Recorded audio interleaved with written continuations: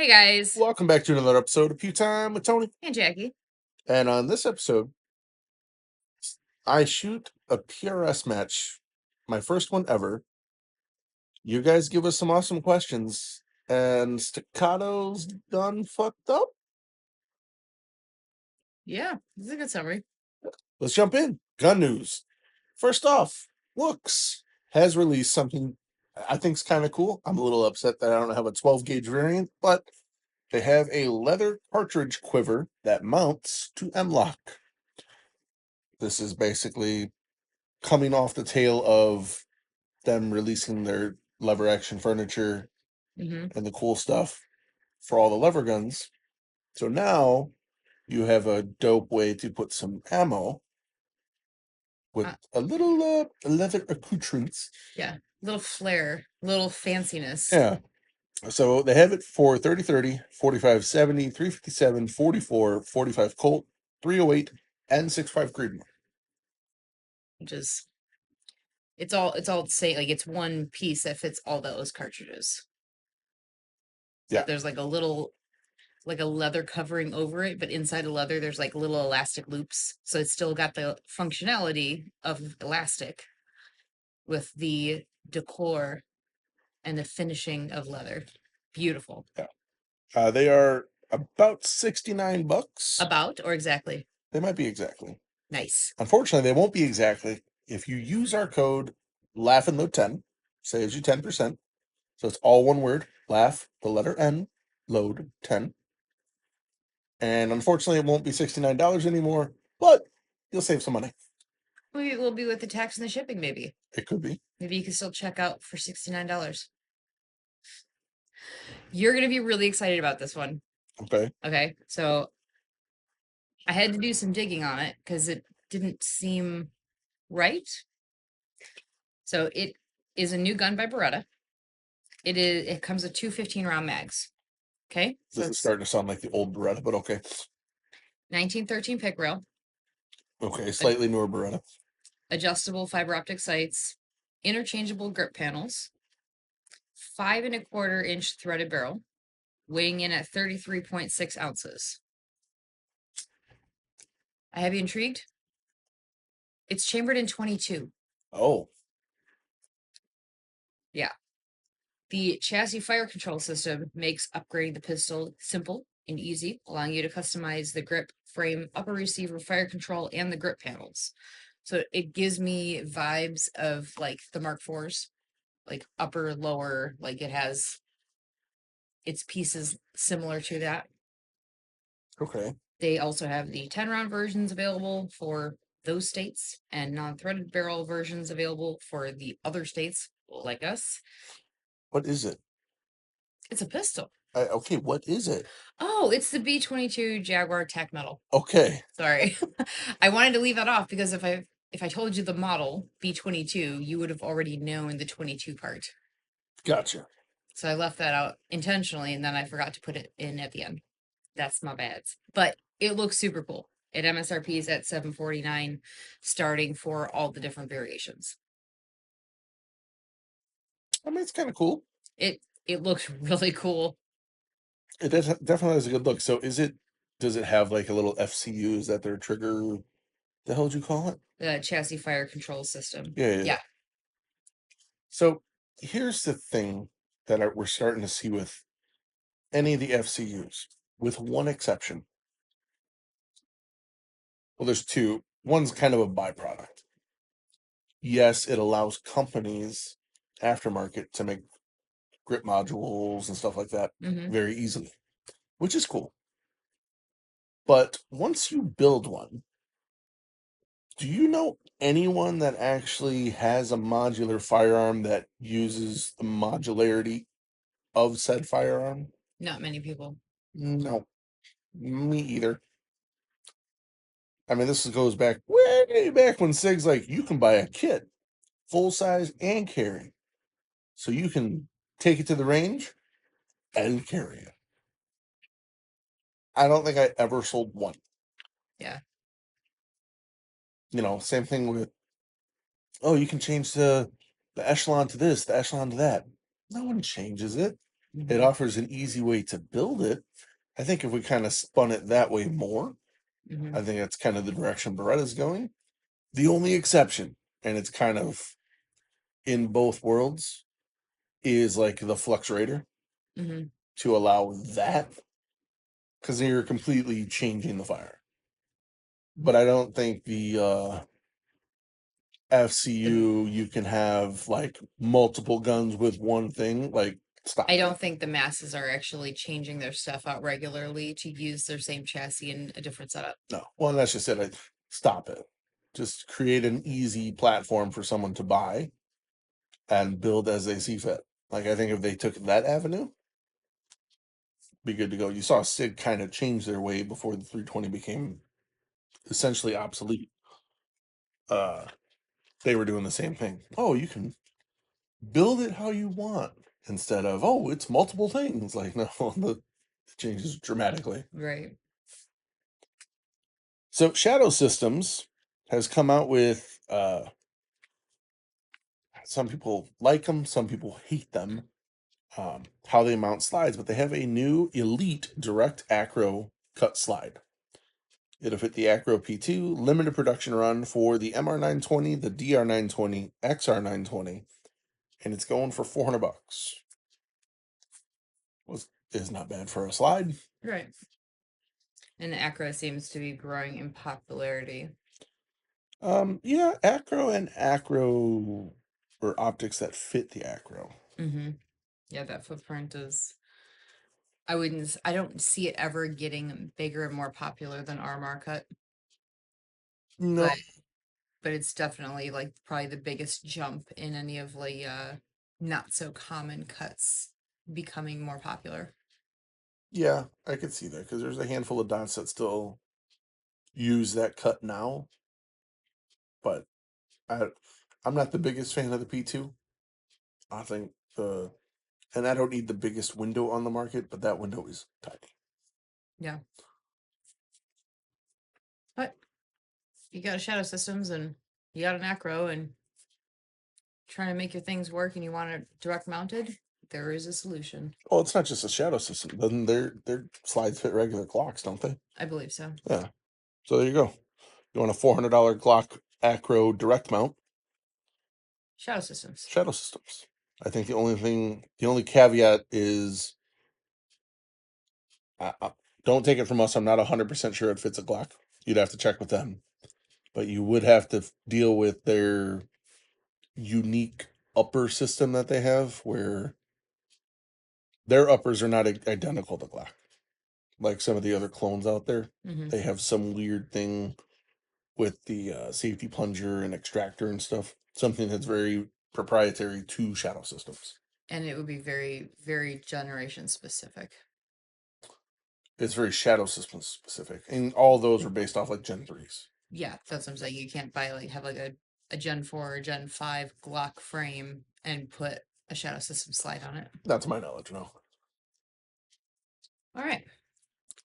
Deria has come out with their Max, which is their 12 gauge semi auto proprietary magazine fed. Comes with the 18 to 20-inch barrel Proprietary magazine fed what? shotgun. Oh, I said 12 gauge. What Yeah. the? I mean, it's a shotgun. If 12 gauge wasn't clear enough, Did you say 12 gauge? I did. Are you sure? I did. I don't think so. Let's do a replay. We'll pretend we did a replay because I'm not replaying it. Or listeners can go click, click, click. Look, replay. 12 gauge is what I said. They come with two 10-round magazines. They do have their polymer mags with metal feed lips, advanced gas and double buffed management and progressive brake, adaptive adjustable stock, AR adaptable grip with an ambi safety, flip up sights, full top Picatinny rail, and overall weight at 9.9 pounds and 40 inches overall if you have it extended, 31 if you have the stock collapsed. They also, well, I'll tell you what that MSRP is for, okay? $19.99. They'll be shipping in September.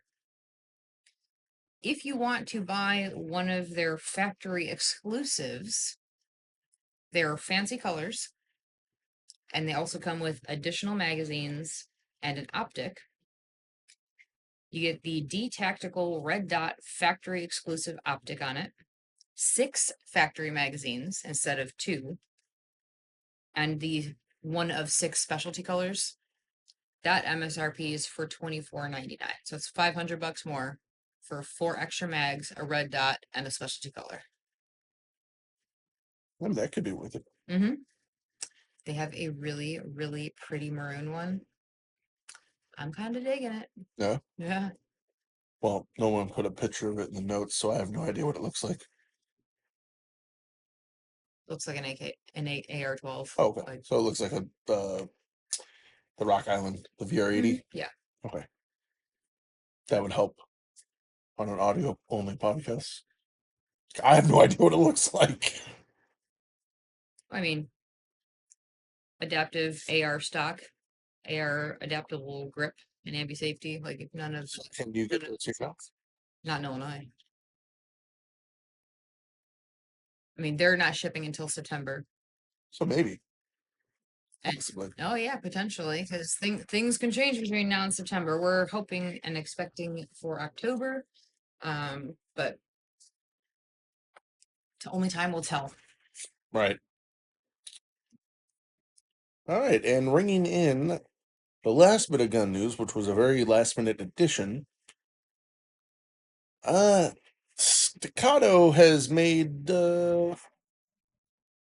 let's go with the bold decision. Let's just call it a decision. And shocking. They've made a decision. So, a gun shop in South Carolina called Shooter's Choice put out a post. I'll read it word for word, and then we shall discuss. After 20 plus years representing Staccato, formerly STI, and millions of dollars in sales, Shooter's Choice has been removed from Staccato's authorized dealer network, effective immediately. We're disappointed, but more importantly, we strongly disagree with the direction Staccato is taking. At Staccato's discretion, remaining new inventory will be considered, quote, used, stripping our customers of the factory warranty. Moving forward, warranty coverage will require a $199 annual subscription per item. Dealers helped build Staccato. We invested in the brand, stocked the inventory, hosted the events, educated customers, and supported the product long before Staccato became what it is today. Now it appears the priority is capturing more of the sales directly rather than continuing to build alongside the dealers who helped get them there. We think it's short-sighted, we think it's greedy, and we believe customers should expect more from a premium brand.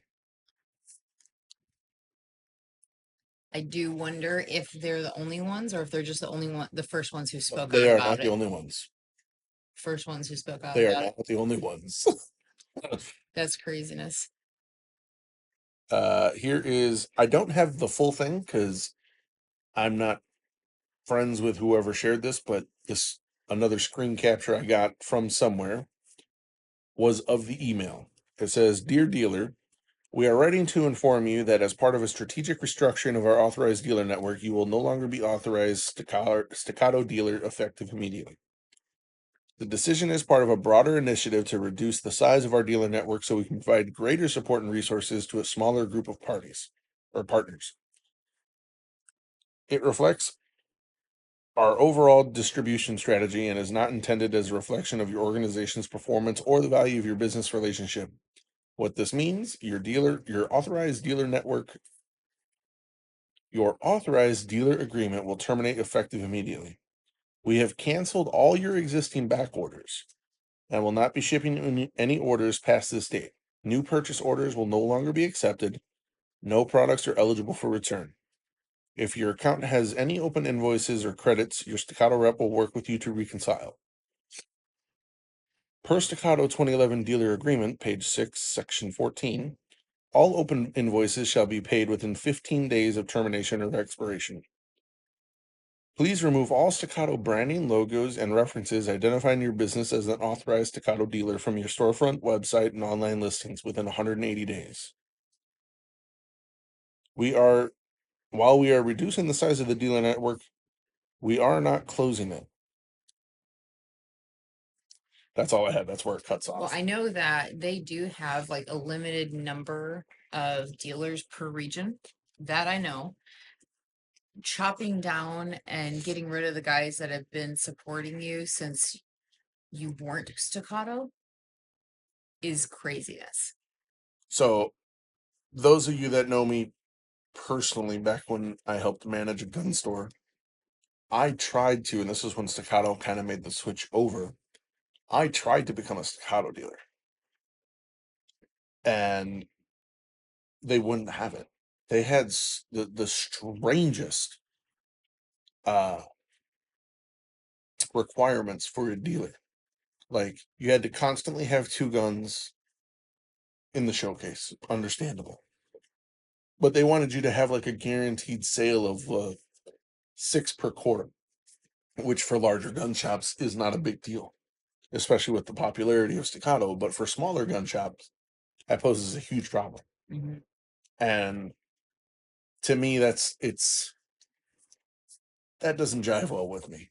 Yeah. And this kind of points to, I mean, we talked a little bit, it was a couple months ago now, I think. I don't remember the date. Tony, who was a higher up in Staccato, has moved to OA Defense. Mm-hmm. And doing some reading, I guess you could say word on the street, is Staccato has fired like 84 employees. Jeez. So this sounds like a new management shake. This is a couple things. It sounds to me new management shakeup, or bringing in someone new to restructure stuff to bring stuff to become more uh, like a direct to consumer business, which would increase your margins, which is something you would do prior to selling a company or being acquired by someone to get more value for it. Mm-hmm. Those are just speculations. I didn't read that anywhere. That's just a traditional business pattern. That's how that happens. Mm-hmm. So I don't know. What I do know is someone could read that and go, "Oh, the shooter's choice thing is 199. That's a shooter's choice thing." No, no. It is on Staccato's website. It is legitimately called Staccato Care, Mm-hmm. and their website shows. I had it open here. Your Staccato Care prescription subscription is $199, and it is uh, deep cleaning, worn component replacement, free shipping both ways, 7-day turnaround time. There's a big star on the bottom that says not available for legacy STI models, and it is. Is that strictly for pre-owned ones? That's not something you would have to do on a new one. So yes, it is. Really? So they have a little sheet here that says what's covered. So your Staccato warranty only covers manufacturer defects, which Staccato warranties are not transferable Mm-hmm. for used firearms.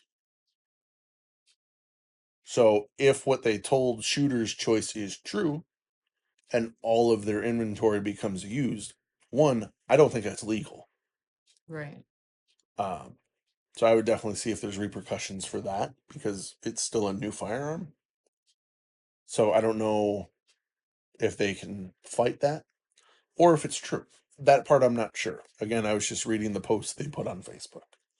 Now I'm just saying they do have Staccato Care, which would cover preventative maintenance, deep cleaning, worn part replacement, factory inspection. That is what they have. Mm-hmm. So essentially, their warranty hasn't changed. It is just a defect, a warranty against the defect. And I know a lot of people are unaware, like that doesn't transfer to owners. Right. And there are a lot of that's not a dig at Staccato. There are a lot of gun manufacturers that are like that. Mm-hmm. Now, whether or not they take care of you, even though you're not the original owner, that's on the gun manufacturer. There are some that will still stand by and go, we don't normally do this, but we'll take care of you. Right. But this is an interesting move for Staccato. It's a choice, that's for sure. Not Shooter's choice, but it's a choice. Right. Yeah, I do wonder what percentage they downsize their dealers because they were already very choosy about dealers within a specific region. Well, they were choosy. They had crazy requirements, and I talking to other people, I've seen the requirements went up. Like they started requiring I don't know if it was all dealers, but I've heard they started requiring a uh,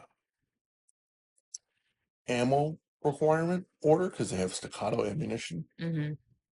and like having to have X amount of that ammo ordered every quarter.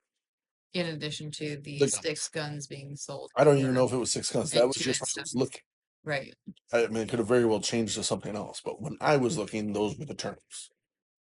Yeah. The shop that I work at, we had looked into like the requirements, and we get a decent amount of foot traffic, but there's no way to say like, oh yes, we will definitely sell six Yeah, and you guys are per quarter. one of the That's biggest in crazy. Illinois. Yeah, I Like, mean the second and third quarter of the year are so slow. right. The first and fourth, six probably wouldn't be a problem. Well, and here's the thing. I wonder if they're seeing a lot more dealers not be able to meet that Hmm. because one, the number of competitive or competition, not shooting competition, number of competitive models from other manufacturers now Hmm. is available, Right. and at a much lower price point. They thought they had a breath of fresh air when Prodigy came out and it didn't work well. Hmm. Now the Prodigy works well, and a lot of the other lesser expensive guns work well. Right. Yeah, it's You got to interesting. figure there's with the store I'm at not being a staccato dealer. When people come in looking for them, we mention, sorry, we're not, but if you're looking for this style of gun, and we show them what their options are, 9 times out of 10, they pull the trigger on something else. There are two staccato dealers in the Chicagoland area that I'm aware of that are within like 40 minutes. But when you tell them where they are, they're like, oh, well, like there are some other options if you're open to things that are not staccato branded, and they almost always buy. So, Yeah, being that they're currently limited and now going to be limited even more, I mean are they just shooting themselves in the foot? whether or not they people believe it, when you really look at the staccato, it really is the name because that's what people associate it with, right? Right. They are the 2011, but we're in a time where everyone new people may think staccato is a premium brand, like what Shooter's Choice said. It's a bit of a stretch for me. Um, I do think they're more on the side, maybe the higher entry side Right. of 2011s, but I would not consider them Premium. like not when you're talking about 2011s. Is it a premium pistol? Yeah, I could see that. Like in the vast ocean of pistols that would be at a gun shop, that would be like a more premium one. Right. But when it comes to 2011s, no, that scale goes much higher. Right. Yeah, that it is, I would say, mostly a brand recognition thing, and it's a John Wick thing, right? Yeah, You watch yeah. John Wick and you're like, I have to have a staccato. If I'm gonna get a gun like that, it's gotta be a staccato. But it wasn't a staccato. It was an STI. That's true. It was what, 6 months Right. before the Right. like the movie dropped, and like within what, maybe it wasn't even six, maybe it was like 3 months. I want to say the movie dropped in like October or so, and at SHOT Show that following year is when they announced their rebranding and dropped the gun that made the movie so large and rebranded. Mm-hmm. All right. I believe that's it for gun news. Yes. Uh, as that develops, if we hear any more news, we'll talk about it. But did staccato fuck up? All right, shooting sports. I don't have anything this year This except, week. or yeah, Jesus, I need more coffee. I was just gonna say the coffee ain't kicking in yet. Nothing this week for shooting sports except I figure I'd fill the void and wish a very special happy birthday. It'd be belated birthday at this time. To our good friend Eric Camps. So happy birthday, you old Happy bastard. birthday! Shortest shooting sports news segment ever. Yeah. Tales from the gun counter. So this is super crazy. I know we're not currently in a full moon. We're like closer to like new moon right now. I'll take your word So on it's it. about two. It's about 2 weeks ago was the full moon, and this was supposed to go on last week's, but last week's obviously just had to happen because it was crazy. 2 weeks ago during the full moon, I think in like that whole week period, I wrote up one 9mm handgun, which is craziness because it is the thing I sell the most of any day of the week is 9mm handguns in any shape or size, carry range, doesn't matter. Nine is the jam. I don't know if it's full moon. I don't know what was going on. I spent 2 full shifts writing up nothing but shotguns. Okay. 5 transactions back to back, all shotguns, which is funny because I'm the shortest one on the floor and the shotguns are all up high. So I spent most of my day on my tippy toes, taking things on and off the shelves. The boxes for them, when they're sold, are stored along the ceiling on a very high shelf. So ladders all day long for 2 days straight. It was insane. Get that calf workout. I know. And then the other items that were sold that week that were not shotguns, 10mm, 5.7, and a couple 45s. 1.9 that entire week. I remember I was talking to one of my coworkers. I'm like, this is insane. 'Cause, like, we have like a sales flyer monthly, and there's like a 380 on there, a 38, but the majority, your 9 handguns, a carry size 9, a couple nine, full size 9, stuff like that.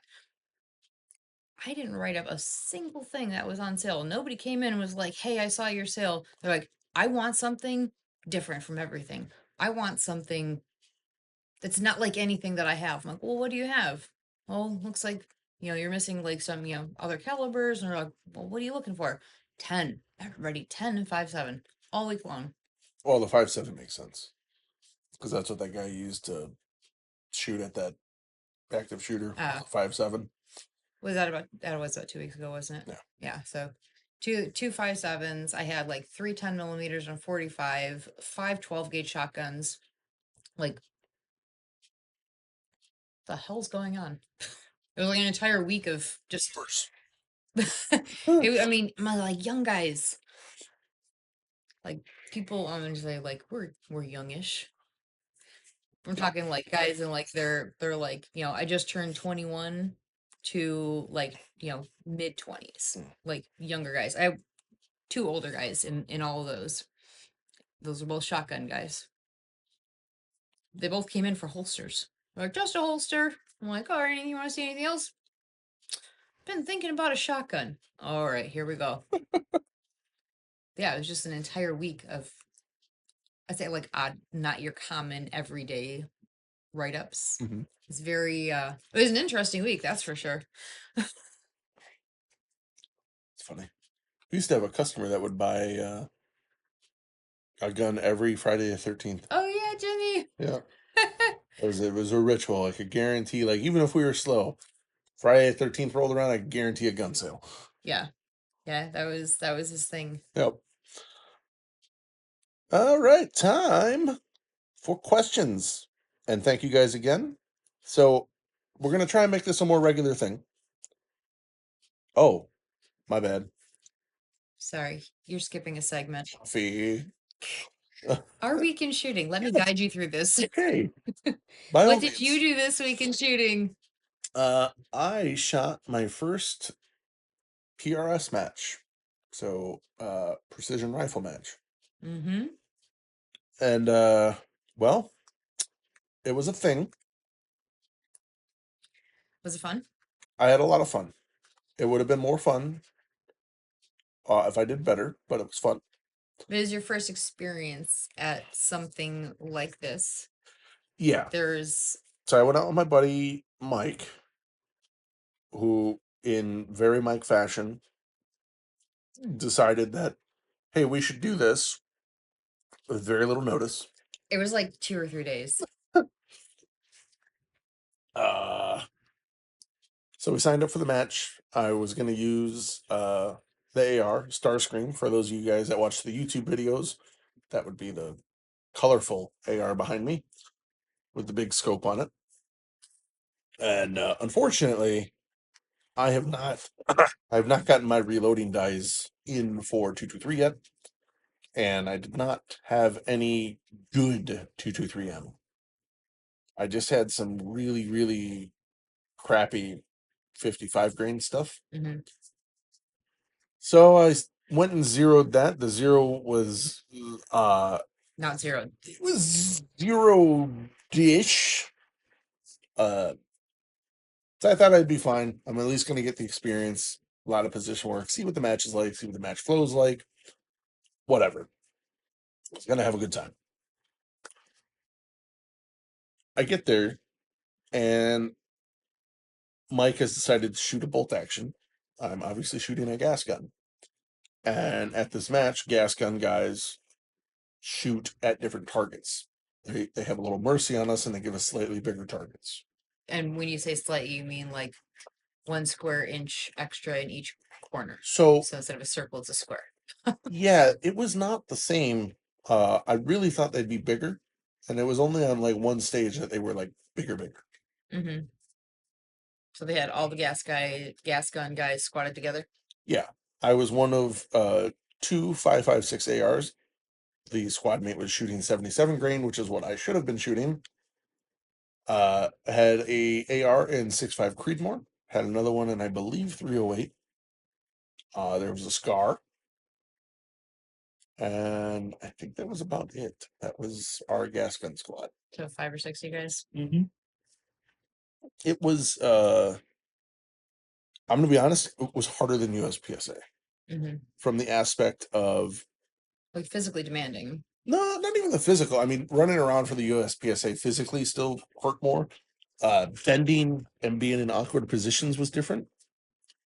A different type of hard.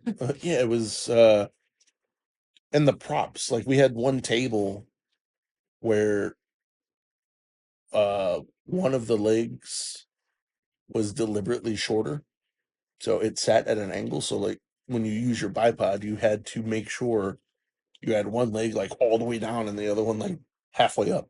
Mm, Otherwise, it wasn't. You weren't going to sit level at right.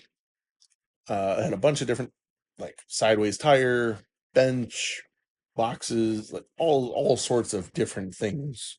Mm-hmm. To prop your gun on to fire from. Yeah, and there was a lot of the stage planning is, and I can't say it's easier or harder than USPSA because I've been doing USPSA for so long. It's interesting when you have these little targets. Like there was one stage where we had like 4 targets, and you had to shoot it from modified prone, which basically standing bent over or kneeling, or like your body's on the ground but the gun is on the bench, Mm-hmm. and you had to shoot one per on the targets near to far, then go prone and shoot only the far, and then come back up to the bench and shoot one each again, far to near.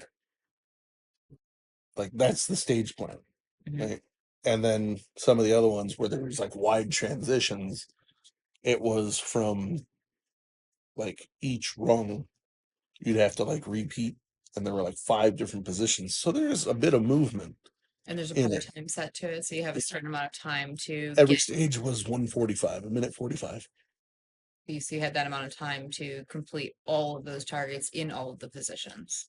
Yeah, not a single shooter shot all the targets. Yeah, it was Just not. basically get as many in this time as you can. Yeah, yeah, and I mean, I hit 9 targets, Out of. 111. So you got some work to do. I don't think ever, in any match I've ever shot, I don't think I've ever come in dead last until this match. So this is a very humbling experience for you. It was. Now I will say my squad mates were awesome. They made it very easy. I mean, I didn't even have like all the equipment. So if this is not this is me taking the advice I always give you guys by just going out and Trying it. trying. You know, the shooting community is very open and very helpful. Like I didn't have a bag to put on the front, and we were shooting like off cattle gates or like round tubes. Mm-hmm. Well, if you put a round tube handguard AR on a round tube, it's very Sliding around. So they let me use their bag and they let me use the binoculars to, you know what, see the targets we're going to be shooting at. Otherwise, I would have just been guessing. Right. It was, yeah, it was. They were a big help. I really appreciate it. It was a ton of fun, and helped. I understood why when I walked up, I'm like, man, these guys are like, knee pads on and elbow pads, and Now you understand. I'm like, this is a little excessive. At the end of the match, I was like, ooh, that is borderline a requirement. Right. Especially because half the range was like in like the light gravel, not thick, heavy gravel. Mm-hmm. Yeah. Oh, I get it now. Okay. Add that to the list. And the guys on my squad were, talking me through about things that they've done. And when we started talking about what I was shooting. Now, I will say before that, I did have the flashiest, most C rifle there. The match director, the match director's wife, everyone wanted to see Starscream. And it was throughout the whole match. See that Transformers rifle? So bonus points for that. Too But bad it didn't translate to more points on target. correct. If I suck, I at least look good doing it. Hey, ooh, don't clip that. Jesus Christ. Wording. Anyway. Yeah, when the squad found out what I was shooting, like we were talking about, I had one really good stage. Like we did a KYL, which is a know your limits rack, where it's usually like 6 targets that start large and progressively get smaller. And this was at 505 yards. I made it to the 4th target, which is pretty small, especially for this little 55 grain bullet. And then there are other ones where I wasn't hitting shit. And the guys did explain to me like a couple things. One, your bullet is so light, especially on the farther targets, like 400 and beyond. Even if you like center punch it, especially if you center punch like the steel, we really can't see it wobble because it's not hitting it with a lot of force. Mm-hmm. It's really, really hard to see. I was like, okay, well, that makes sense. And they're like, and it is extremely windy today. And the wind was like going bi-directional inside the bay because we were in a big 600-yard bay. Like all 10 stages were in the 600-yard bay. It was like a bowling alley. The wind would come in one way, it would hit the berm, and it would like bounce and like go back the other way. So down there, Amplified. crazy different wind than what we were feeling up here. So it was difficult all the way around. And with a little 55 grain bullet going down there, getting thrown around by the wind, very difficult. Outside, because you've shot precision before, not in a here's your position, your time, do it quickly. I mean, I took a class, but Right. So would you say the harder part of PRS would be like getting in and out of each of these positions quickly? Or is it more like knowing the math and being able to dial in and get zeroed again at different distances quickly? you have to know both. Like that's those are, I think, the What two was legs. more difficult for you? What was the bigger struggle? Were you struggling to get in into positions, or were you struggling No, to I got into the your positions. dope, as they say? No, I got into the positions just fine. There were some where I wasn't like as stable. Mm-hmm. Like when there was one rack that we did, I don't remember if it was the PRS rack or whatever they called it, where you have no rear support. So you're kind of just floating back there and you got to make yourself as stable as possible. Mm-hmm. That was difficult because you're moving all over the place. But again, not having a very good zero. Now, when I mean zero, I have a load ready. I just have to reload for it. For my gun, for a 77 grain Sierra Match King. I've tried this load, zeroed it at 100 yards for it, and I can get like 1.25 inch MOA out of my gun. And I got a 16-inch gun. That's really good. Mm-hmm. When I zeroed before this match with the crappy 55 grain ammo I had, it was a 5 to 6 inch MOA. My God. And if you have that much deviation coupled with that much wind, and I don't even know how to call wind calls that well. Like, it's not a skill that I have. Mm-hmm. Like, Now you're literally just shooting blind. no, everyone's like, "What are you holding?" I'm like, "On the target," because everyone else is like, "Oh, I held like the 6'5" guy was like, "Oh, I held left edge at target." Well, he can do that because his bullet's traveling so fast, and it's a heavier bullet. Where my wind call for 55 grain, I'd be like, "Well, I'm gonna hold like 12 to the right and hope." Arbitrary number, not a real number, but Right. so my plan was to just I had a rough idea of what the elevation dope should be, and I was just hoping like maybe the wind dies down and I Maybe you get get lucky. get a little hit on target. 9 times you Yeah, did. yeah. And I did get to shoot some of the guys' guns afterwards. We finished kind of early, so we got to mess around with guns. And I was shooting at 600 yards with one of the guys' guns, smacking it. And he goes, "So clearly you can shoot." He goes, "It was your equipment would let you down, huh?" I was like, it makes me feel better that you said that, yes." But it was very fun. We're already looking at doing the next one, and Mm-hmm. I am really excited now to try NRL 22, which is basically the same thing we did now, but with a 22, and the max distance is 100 yards. But the positional work and everything is the same, right? You gotta be able to set up in a position, be stable, break the shot, cost less money, which is Right. nice.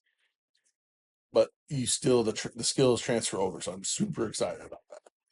I'm excited because that's something I would like to do. Oh, I'm aware. And with 22 ammo, we only have to worry about making specialty ammo in the press for one, not for two. Until I get into that, I will eventually get into it, but I think right now Well, you're the saying one or 22. two, but I already have. No, I'm saying for like two people versus one. Oh, yeah, yeah, Only half the specialty ammo needs to be made. yeah. Mm-hmm. Buy a box of 22s off the shelf and go and have fun with you. Yeah, there you go. You did something cool. So Not something cool. I did. A coworker of mine has been known to tinker, we'll say. He and you are like the same type of person where the brain goes, "Oh, that's ridiculous. I need to do it." So he built up a CZ SPO1 tactical to weigh in with a mag in it at 82 ounces. Yeah, it's ridiculous. Brass, gridlock, Lock. lock, yes. Gridlock. I was like gridlock, lock.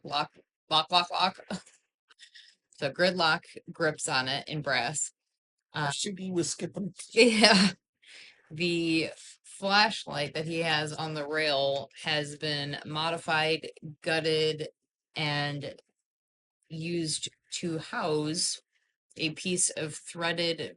I don't know what he is. It steel? Is it steel So he took the cap off of a TLR1, matched the threads, and just put a steel chunk. on the front of it? Yeah. So part of it goes inside in the threading, the other end sticks out of the front of the flashlight. So it's not a flashlight, it's just a housing for a frame weight, essentially. Yes. This thing is ridiculously And then he heavy. had some type of extension on the barrel. Yeah, some redirect, a Yeah. flash redirect. Yeah. So And then So that sticks out the threaded barrel. And then the weight on the flashlight sticks out far enough to be equal in length with the barrel and its extension. A lot of weight on the nose. Ridiculous. A lot of weight on the nose. Brass grips. I did tell him, I was like, the only thing that you can add on in any direction on this gun is a magwell, but it needs to look like a ball gown. Mhm. So he's already starting to work on that. The thing currently weighs in with a mag in it at 82 ounces. So I got to test fire it. It was fun.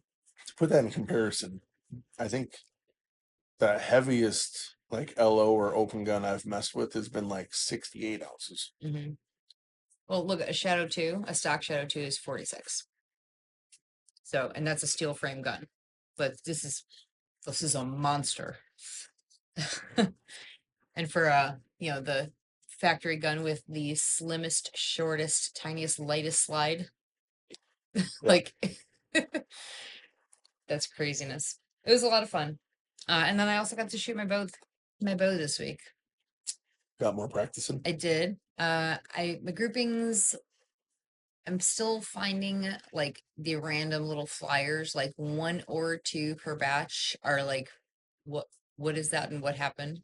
I'm still trying to identify what it is. It's not the same arrow every time, but the 3 or 4 that are not flyers are in a really, really good spot. Yeah, group's getting much, much tighter. Yeah, I walked down range to grab my arrows, and I thought I lost 2 of them because I was only seeing 3 spaces on the target with like the pink and white Fletchings. the fletchings that I could see as I was walking and getting closer and closer. The target's bright yellow. My fletchings are hot pink And white. So as I'm walking, I can see 3. I'm like, oh my God, how? Oh, I lost 2 arrows. As I get closer, I see that 3 of them are in such a close cluster that from uprange, it looked like just one spot of pink and white. So that was really exciting. And I didn't lose arrows. It's always a plus.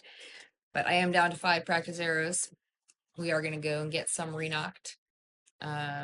Probably in the next week or 2. I can get some practice sessions in with more arrows leading up to the deer opener, which is October 1st. I think that's a Thursday, if I'm not mistaken. So I probably won't get up there until like the 3rd or 4th. But still, Try and leave that some first stuff for you. weekend. Oh, I imagine you're going to be up there on October 1st. Yeah, it's a strong possibility. Yeah. I don't know. I might have to call in sick. My managers don't listen to this podcast. Now it's time for questions. It is. You guys killed it with them again. Thank you. So going forward, we're going to try and put out, look for a post every Monday. And on that post, go ahead and comment your questions. Also, we'll have it in the stories, and you can always reach out to us and DM us on any social media at Laughmode or pewtimepodcast@gmail.com. So this one specifically came in and said, this is a Jaki question. Yeah. How many idiots walk from their car to the shop with uncased firearms? I would say on an average week, 1 to 2.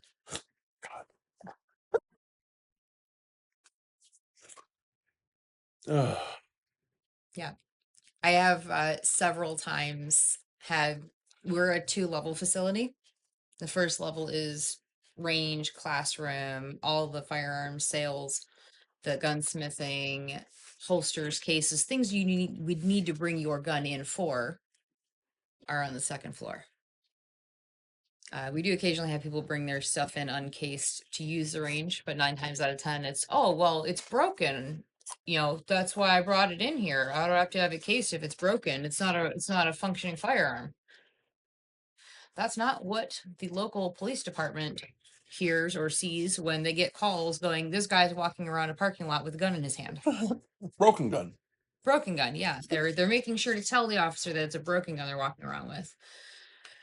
But yeah, several times my first floor coworkers end up bringing guns up in their hands, and as soon as we see the first floor guys on the second floor with a gun in their hands, we know exactly what happened. Because that guy walked in the front door, grabbed the gun from them, and walked them upstairs with the gun in your hands. Unbelievable. Also, while you're up here, here's where all of the cases are. Yes, several. Don't be that guy. Thoughts on two gun matches is the next question, which is more of a conversation prompt, I think. Thoughts on two gun matches? Yes. Yes, Any matches. Good all the matches. matches. I am interested in two gun, especially because we have them so close. And three gun appealed to me when I could have a shotgun. Like, as much as I love shotguns, competing with a shotgun that is mag fed is much cooler. Hmm. And now that I can't buy one, it's less cool to me. So I'd like to try the like PCSL is a good one, Mhm. right? The divisions seem very simple. The rifle and pistol work in it seem very cool. So, yeah, I'd definitely be down to try a two gun match. I think the only thing close to that we shot before wasn't it was It's called not the it was same. called the two gun run. Yeah. That's the closest thing I ever personally got to a match like that. And it was okay, this stage is done with a rifle. Leave your pistol there. This stage is done with a pistol. Leave your rifle over there. So it wasn't really like a swapping off of guns and a practice in both platforms on one stage. It was just a match that some stages were shot with a rifle and some were shot with a pistol. I did do a local indoor two gun that used PCC and pistol. That was a ton of fun. I did that with the Scorpion. I remember. Yeah, that was fun. That was a good time. So doing that on a grander scale with like farther targets and like shooting an AR or something like that would be. I'm all for it. You should definitely try it. Do it. Thoughts on it? Try it. That's what my thoughts are. What What? are Oh, no. Oh, I'm so sorry. I assumed this question was for you, so I was going to prompt it for you. what are your thoughts on the compensated platypus? Why are you asking? This question is for you. You've That's shot why it. I haven't shot it with the comp on it. Yes, you have. Oh, I zeroed it. Yeah, okay. So clarify the error. Have you or have you not shot the comped platypus? I have, but I haven't ran it. Have you or have you not shot the comped platypus? I have. Okay. Although brief, what were your thoughts on it? If this isn't zeroed, he's going to kill me. Fair. Honestly, it was. I mean, it was a nice shooting gun. I mean, I have not shot a platypus that I did not like yet. You know, I like the 4 1/4. I like the 5. I've not had anything bad to say about the comped one. You have a lot of rounds through it. Well, yes, kind of. Not as many as your other ones because it's newer. I really like it. The comp works very well. Super smooth. It does have an interesting recoil impulse because I compared it to your 4 1/4 gun, which is essentially what this gun. So the gun's a full 5 inch gun, but the slide is basically a 4 1/4 slide, and the comp is the rest of it. Mhm. So the reciprocal mass is that of your little gun. Very impressed with it. Yeah, it shoots super good. So little flatter shooting because of the comp and a faster return to zero because of the shorter slide. Yeah, shoots. Less mass traveling. Big fan, and I think the price. I want to say 33 to 35. I think is around where it is. Don't quote me on it. Mhm. I know it's around $1,000 less than a Staccato XC. Yeah, that's accurate. So I'm a big fan. Like if you're in the market to get one and you like the idea of like a Glock mag and like a full 5 inch gun, definitely it would be very high on my choice to look at. Has the assault weapon ban been lifted? No, not yet. No. Next question. That was the last question. No, we are waiting for the courts to hear any arguments for the is it New Jersey? I believe it was New Jersey. The New Jersey ban, which could potentially happen in October. And whatever that says is going to set the precedence for, oh yeah, New Jersey and Cook County. That is going to set the precedence for any current active bans that follow those same guidelines. But we probably won't see changes, even if something happens in October for those two particular cases.